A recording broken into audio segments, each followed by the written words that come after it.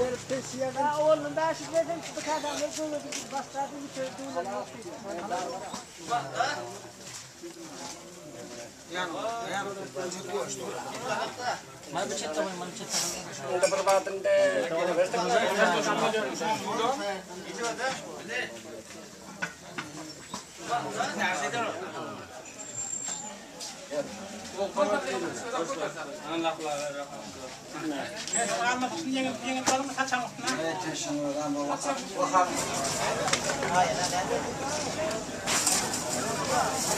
Türkmenlerin dert desturu bul, düşegimiz hem de şükür var.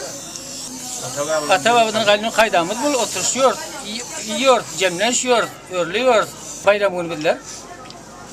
Bayram günü ananat bul, kalın bul. Dert desturumuz bul.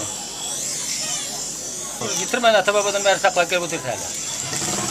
Mana oturuyor, gördünüz mana, oturup çaylaşıp ağalar, atalar, doğanlar, hemmede, kavimler.